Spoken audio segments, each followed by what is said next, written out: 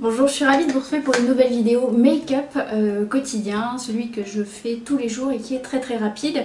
J'ai fait cette vidéo parce que je vous avais fait passer en story un petit sondage pour vous demander ce qui vous ferait plaisir, sachant que j'avais proposé foire aux questions, produits terminés ou make-up. C'est le make-up qui est revenu le plus souvent. Donc je vais essayer de faire un make-up comme tous les jours, c'est-à-dire simple, simple et simple. Donc si cette vidéo vous intéresse, eh bien suivez-moi. La première étape, je le redis à chaque fois, évidemment, avant de me maquiller, je me suis bien hydratée le visage, le contour des yeux. J'ai traité les zones à traiter, j'ai sorti la crème que j'utilise actuellement. Quand j'ai des imperfections, j'utilise la crème hydratante anti-imperfection, crème Magnifica de chez Saniflore. Qui se présente comme ceci. Ça va être pour essayer de traiter en hydratant les zones qui sont pas terribles, vive les hormones, si vous voyez ce que je veux dire. Ensuite, la première ou seconde étape, voilà, ça va être déjà de poser une base sur mon teint. Alors, pour ce faire, soit on utilise ses doigts, soit on utilise un pinceau, soit on utilise le Beauty Blender. J'ai pour habitude, moi, de poser ma base directement à la main. Donc celle-ci, j'ai oublié de vous la présenter, c'est la bébé crème à la cicatrisone, donc qui va traiter également les rougeurs, qui vient donc de chez Garancia, Chardon et le Marabout. Elle est anti-âge, matifiante et perfecteur de teint, donc idéal pour une base de teint, c'est exactement ce dont j'ai besoin. Si vous me voyez regarder là-bas, c'est tout simplement parce que je joue pas à cache-cache, hein. Il y a un miroir là-bas. Donc j'en mets pas des tonnes, mais j'en mets suffisamment, voilà, en petites touches pour pouvoir essayer de faire que ma peau, je vais venir zoomer là, comme ça je pense que vous devriez voir, voilà, comme ceci. Pour résumer, oui voilà, la base de teint en fait c'est tout simplement pour préparer la peau à recevoir le fond de teint, unifier autant que faire se peut les imperfections, les rougeurs. Là j'en ai pas mal en ce moment, mais c'est la période qui veut ça. Je vais passer ensuite au fond de teint. Donc je vous en avais déjà parlé, moi j'utilise le fond de teint de chez Clinique, le Even Better Glow, donc qui est vraiment bien pour des peaux qui seraient je dirais à tendance déshydratée, voire un peu sèche. Je pense pas qu'il convienne à des peaux mixtes parce qu'il est quand même glow, et quand on dit glow, forcément ça peut apporter des zones de brillance. Pour appliquer mon fond de teint, moi je vais utiliser mon Beauty Blender, mais c'est pareil, on peut l'utiliser, enfin on pourrait l'appliquer avec un pinceau ou bien avec les doigts. Moi je trouve quand même que le résultat est beaucoup plus uniforme, je dirais uniforme avec le fond de teint et le Beauty Blender. Donc je vais y aller en tapotant. Donc je continue à tapoter partout sur le visage et même un petit peu ici au bord du visage. Voilà, l'objectif c'est vraiment de faire pénétrer le fond de teint, et si la couleur est bonne, théoriquement on ne le voit pas, il matche complètement avec la carnation de la peau, ce qui est le cas celui-ci. Moi j'ai la teinte Ivory CN28. Voilà, je vous remettrai toutes les infos en barre d'infos. Et c'est vrai que je suis quand même relativement contente de ce fond de teint parce qu'il est moyennement couvrant, suffisamment quand même, mais il apporte un glow qui est quand même pas mal, quoi. Alors, je poursuis mon teint avec l'anti-cerne, le correcteur qui va corriger donc les cernes, éventuelles rougeurs. J'utilise donc le instant anti-âge de chez Maybelline. Donc je vais vraiment la poser. Je vais essayer de zoomer pour que vous puissiez mieux voir. Je vais vraiment faire un V en dessous de l'œil et pas me concentrer uniquement sur le cerne, ce qui n'aurait aucun intérêt. Voilà, et je vais vraiment même remonter bien ici. Ensuite, je vais bien le laisser poser quelques instants avant de le travailler au Beauty Blender pour que vraiment il s'imprègne bien dans la peau. Alors comme ça peut faire un petit peu très peur. J'avoue, moi-même avec le retour caméra je peux me faire peur, mais rassurez-vous, ça ne durera pas, ça ira mieux après. Pendant le temps de pause de mon anti-cerne, je vais passer au sourcil, phase indispensable de mon make-up autant que le teint. J'utilise actuellement et depuis un petit moment le crayon Make-up Forever qui s'appelle Pro Sculpting Brow, stylo sculptant 3 en 1. Alors je vais commencer par le sourcil droit parce que c'est vraiment celui qui est le plus en vrac des deux, sachant qu'évidemment les sourcils ne sont pas symétriques, jusque là je vous apprendrai rien. Je viens prendre la pointe comme ceci, dans ce sens-là. Et je vais essayer de retracer de façon assez subtile le dessus de mon sourcil pour obtenir quelque chose d'un petit peu plus fourni. Et je ferai la même chose en dessous. Voilà, et je viens également hachurer à l'intérieur pour compléter les zones qui ont besoin d'être complétées. Bon, je me plains pas non plus, j'ai pas non plus un sourcil qui est catastrophique. Moi, je l'épile peu, je l'ai fait peu épiler au niveau de l'esthéticienne, histoire de garder une ligne la plus naturelle possible, sachant que voilà, j'ai vraiment horreur d'avoir des sourcils hyper fins, donc j'évite le massacre de la pince à épiler. J'en ai toujours une à proximité, mais j'évite, et c'est un grand combat, je l'avoue, d'y toucher moi-même, sans quoi c'est vraiment irrécupérable. Donc je vais finir faire exactement la même chose de l'autre côté sur le sourcil gauche, sans quoi ça aurait l'air totalement ridicule. Alors je viens continuer avec le sourcil gauche, de la même manière, donc je vais essayer de retracer une ligne au-dessus. Alors le sourcil gauche est un petit peu moins en bataille que le sourcil droit, il nécessite un peu moins de correction, puisqu'il est, comme je vous le disais tout à l'heure, absolument pas symétrique, mais notre visage ne l'est pas. Voilà, histoire de mettre un petit peu de naturel là-dedans, je viens vraiment rebrosser mes sourcils dans le bon sens cette fois-ci pour redonner un petit coup de naturel. Voilà, ça reste sobre, ça reste simple et c'est vraiment ce que je veux. J'ai laissé poser donc mon anti-cerne un petit moment histoire qu'il prenne bien dans la peau. Et voilà, on essaie vraiment de le travailler en tapotant, histoire qu'il rentre le plus possible au niveau de la peau, que ça se fonde vraiment au fond de teint. Et évidemment que ça ne laisse pas de méga traces, sinon on aurait l'air d'un panda. Ce que je ne veux pas, évidemment. Les petites rougeurs, j'essaie également d'aller les corriger avec mon anti-cerne. On ne peut pas faire des miracles en quelques minutes et c'est pas l'objectif. Vraiment, ce que je veux, c'est essayer d'avoir un teint à peu près correct, sans avoir non plus le teint parfait. En tout cas, c'est pas ma philosophie. Je viens toujours appliquer ensuite une poudre transparente. Donc j'utilise toujours celle de chez Catrice, la Prime and Fine, qui est une poudre translucide compacte qui se présente comme ceci. Je viens la prendre avec un pinceau de chez ELF, le Mineral Powder Brush.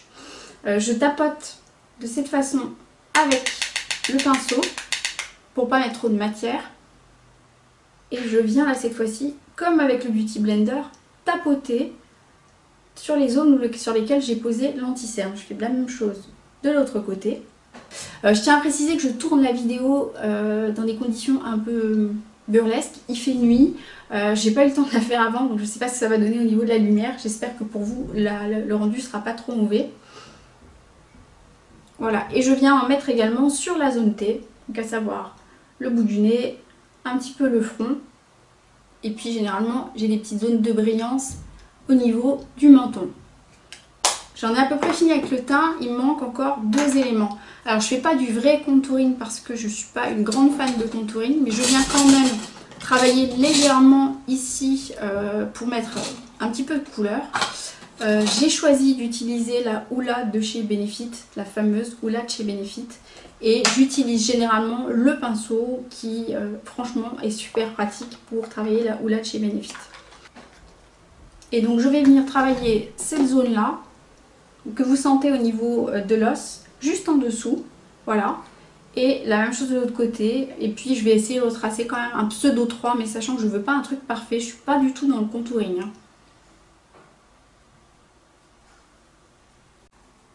Bon, le principal comme toujours, c'est estomper, estomper et estomper.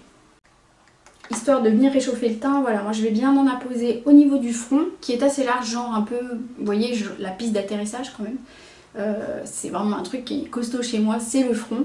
Et je fonds toute la matière pour que ça fasse pas quelque chose d'hyper contouring, ce que je ne veux pas. On peut même réutiliser le Beauty Blender si on veut pour refondre la matière à nouveau, pour obtenir vraiment quelque chose de plus naturel. Voilà, ça reste vraiment sobre, soft, point trop n'en faut. Un petit peu d'highlighter parce que sinon pour moi un make-up il n'est pas terminé sans highlighter, make-up que dis-je, le teint. J'utilise donc celui que je vous avais présenté, vous savez, dans les produits de l'année 2017. Pas cher, de chez H&M, donc il était à 12,95 €.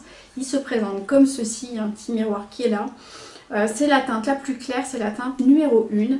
Et je vais utiliser un petit pinceau de ce genre là, un peu éventail. Donc celui-ci est également enfin de chez ELF, et c'est le Fan Brush. Donc je vais prélever de la matière, je vais l'appliquer sur les hauts des pommettes, sur l'arc de Cupidon. Et puis on peut également s'amuser à en poser sur le bout du nez, légèrement ici, pour voilà, affiner un peu la pointe du nez, sachant que je ne peux pas non plus transformer mon nez à part... voilà, je ne fais pas de contouring, donc du coup j'aurai pas d'effet magie. Donc je prélève la matière voilà, délicatement avec ce pinceau et je viens apposer la matière délicatement. Voilà, je reprends un peu de matière, je floute légèrement. Voilà, et là toujours, le plus important, c'est d'estomper si on ne veut pas avoir l'impression de ressembler à une boule à facettes. Idem sur l'arc de Cupidon. Ça, c'est des petites choses voilà, qui sont faciles à faire et qui vraiment peuvent donner une illusion de bonne mine. On peut également la poser sur le décolleté, je sais. Alors je vais me lever parce que du coup, la cam elle est mal positionnée, mais voilà. On peut également le poser un petit peu sur le décolleté, histoire d'apporter de la lumière. Moi je suis un peu osseuse, donc du moins ça va donner un petit peu de volume, voilà. Alors ne me demandez pas pourquoi j'ai l'habitude de poser mon blush à la fin du maquillage. J'ai toujours fait comme ça, donc je vais continuer à faire comme d'habitude. Je vais juste travailler les yeux de façon succincte, puisque je vous ai dit c'est un make-up que je fais tous les jours, que je réalise tous les jours, donc je ne vais pas en faire plus. La première chose que je fais au niveau de mes yeux, c'est de venir apporter une base supplémentaire en poudre. Pour ce faire, j'utilise la palette Plume de chez Kat Von D. Moi j'ai la teinte Violette Parme. Et je vais prendre la teinte la plus claire qui se situe ici et qui permet vraiment d'apporter de la lumière au niveau de la paupière. Je prends un pinceau très très fluffy. Celui-ci vient de chez Sephora, c'est un kit et c'est le Powder Shadow 2. Il permet vraiment bien d'appliquer des poudres comme ceci. Donc je prélève de la matière en quantité suffisante. Je tapote bien mon pinceau histoire de ne pas avoir de dépôt de matière. Et je vais vraiment venir le poser en aplat sur l'intégralité de la paupière mobile. Donc si vous me voyez toujours regarder de l'autre côté, c'est toujours parce que le miroir est caché de l'autre côté. Voilà, j'insiste bien, je fais remonter ma couleur la plus claire jusqu'en haut, vraiment pour donner un coup d'éclat au niveau de la paupière. Ça c'est hyper important si on a l'air fatigué. Moi je ne vais pas les charger avec plein de couleurs dans la mesure où j'ai déjà l'air crevé. Si je fais un maquillage chargé, je risque vraiment d'avoir l'air plus fatigué qu'autre chose. Donc là l'objectif c'est le maquillage bonne mine que je fais tous les jours. Donc j'en ai à peu près fini. Ensuite, ce que je vais faire, c'est essayer d'apporter, j'ai des yeux verts, essayer d'apporter plus, je dirais, d'intensité à mon regard. Pour ça, moi je vais utiliser deux teintes, forcément du noir pour contraster, mais je vais vraiment fondre avec du violet. Le violet étant une complémentaire du vert, ça fonctionne plutôt bien. Pour la teinte noire, je vais utiliser celui de la palette Too Faced qui était donc dans le petit kit que je vous avais présenté la dernière fois. C'est la Super Fun Night. À l'intérieur, vous avez des fards mat, des fards brillants et également un highlighter. Voilà. Donc moi, j'ai le noir mat idéal qui se présente ici et qui permet vraiment d'apporter du coup un tracé assez précis. Je vais utiliser un petit pinceau très très fin. Sur la tranche, voilà, je prélève la matière au niveau de la tranche et je vais vraiment l'appliquer en ras de cils comme j'utiliserais un eyeliner. Exactement la même chose, je prélève de la matière, donc du fard mat pour reposer tout au long du ras de cils supérieur. J'ai pas du tout touché au ras de cils inférieur puisque je veux vraiment un make-up léger. Ça serait bien pour un make-up de soirée, mais sinon moi je vais vraiment avoir l'air encore une fois d'un panda, ce qui est pas forcément ce que je recherche. J'ai remarqué que plus je prends de l'âge et plus j'ai tendance à alléger mon maquillage, sinon je trouve que ça marque vachement les traits. Alors je vous ai dit que la complémentaire voilà, des yeux verts c'était les tons prune, violet, etc. Donc j'utilise toujours ma palette Plume de chez Kat Von D et cette fois-ci je vais aller reprendre ce fard mat, c'est toujours un fard mat que je vais reposer sur le noir avec un pinceau toujours aussi fin pour vraiment cette fois-ci apporter la couleur qui va permettre de contraster avec l'iris, avec la couleur de mon œil. Donc j'en ai prélevé en petite quantité et je me contente de repasser là où j'étais déjà passée tout à l'heure. Voilà, pour apporter cette fois-ci la couleur. Donc là c'est sûr que ça apporte vraiment l'intensité au regard.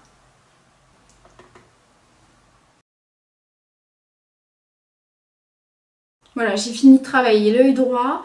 Comme tout à l'heure, je vais flouter avec un pinceau fluffy, histoire que mon maquillage ne soit pas trop chargé et surtout que ça reste pas trop naturel. Bon, ça va jamais être sur du naturel parce que je suis maquillée, mais que ça reste pas trop chargé.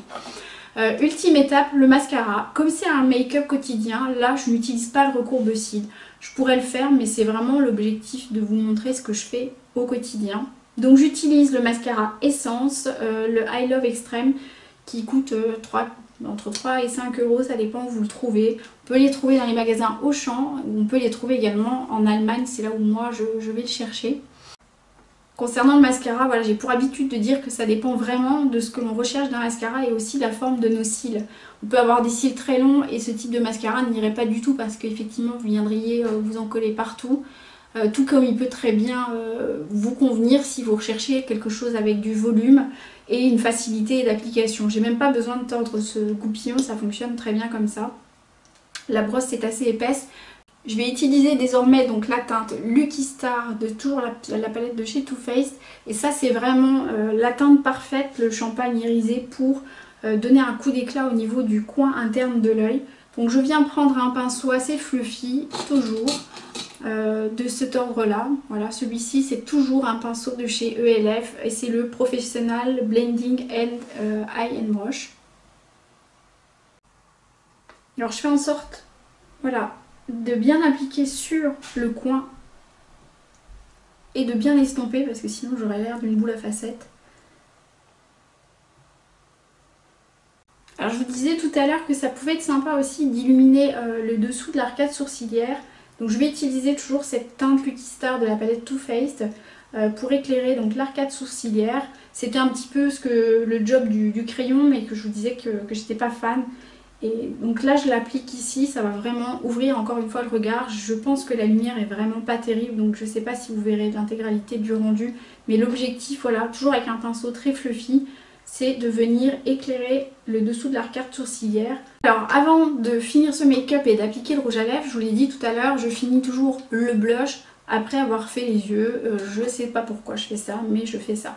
Je vais utiliser un blush de chez Manhattan que l'on retrouve notamment chez Auchan. C'est un rose froid et c'est pour cela que je l'aime bien. La teinte c'est Bubblegum, donc c'est des roses assez froids qui me correspondent plutôt bien. J'évite tout ce qui est pêche, corail parce que je trouve que sur moi ça rend pas très bien. Je viens prendre un pinceau langue de chat, voilà, qui se présente comme ceci. Et je vais donc venir appliquer toujours de façon très je dirais voilà, tout en estompant au maximum le blush pour apporter le côté bonne mine. Ultime étape de mon make-up, ça va être évidemment de travailler un petit peu les lèvres. Comme j'ai fait un make-up assez léger au niveau des yeux, je vais porter quelque chose d'un petit peu plus lumineux, d'un petit peu plus flashy au niveau des lèvres. Je vais prendre le rouge de chez Maybelline, il est assez sympa parce que c'est un rouge vraiment très froid, mais qui passe quand même assez bien. Je vais le poser au pinceau.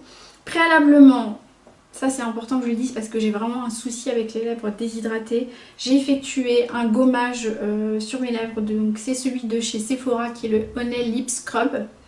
Et j'ai posé également, j'espère que je l'ai dans le coin, oui, une petite touche de Cicaplast de chez La Roche-Posay qui est un tube comme ça, spécial lèvres. Voilà, en hiver, moi c'est un véritable carnage. Si je pose du rouge à lèvres directement sans rien mettre, ça va faire des trucs assez horribles, des baquets assez horribles. Donc je vais travailler au pinceau mon rouge à lèvres tout simplement pour vraiment faire quelque chose de, je dirais, de plus light, de plus soft que si je posais directement au raisin. Donc j'y vais par petites touches jusqu'à ce que j'obtienne la couleur désirée, c'est-à-dire vraiment quelque chose de sobre, de soft. Je veux pas un placard rouge non plus sur les lèvres, que voilà, pour un maquillage de journée, je trouve que c'est pas utile. Rien ne m'empêche en fin de journée de venir faire une retouche et d'aller vers quelque chose de beaucoup plus intense. Je vais vous montrer un truc de chez Yves Rocher qui est pas mal pour vraiment apporter de la matité à notre rouge à lèvres et du coup passer sur un maquillage beaucoup plus soutenu et un maquillage de soirée. Voilà. Moi j'en mets pas plus que ça parce que sinon après j'aurais vraiment l'impression de ne pas être moi-même, donc ça va pas coller. J'en ai pas plus. Donc je vous disais voilà qu'il y avait un petit truc, une petite astuce si on veut faire passer notre rouge à lèvres à un maquillage beaucoup plus chargé. En remettant donc du rouge à lèvres, avant de mettre le rouge à lèvres, j'utilise la base lèvres matifiante longue tenue. Donc c'est un crayon jumbo qui se présente comme ceci, qui vient de chez Yves Rocher, qui marche super bien, qui vaut 3 fois rien et franchement ça fait ses preuves. Ça permet donc de retrouver une matité au niveau du rouge à lèvres, alors que j'ai utilisé un rouge à lèvres qui est plutôt satiné, donc qui est beaucoup plus adapté à mes lèvres qui sont déshydratées. Et par contre, je vais quand même obtenir de la matité et une longue tenue grâce à ce crayon-là que je vais venir poser avant. Alors comme mon make-up est terminé, je vais quand même venir le fixer avec une brume de chez Caudalie. Alors c'est une brume qui est censée hydrater et apaiser. Moi je l'utilise en fixateur et elle fonctionne très très bien. J'ai utilisé déjà la Naked qui est beaucoup plus chère, qui fait très bien le job mais qui est vraiment à mon sens beaucoup plus chère. Et celle-ci est multi-usage, celle de chez Caudalie, donc du coup elle me convient très bien. Donc je viens voilà, en faire un petit pchit. Et ça suffit, ça va permettre que mon teint tienne de façon beaucoup plus longue. Voilà, et de fixer le teint, ça c'est vraiment un truc qui est important pour moi.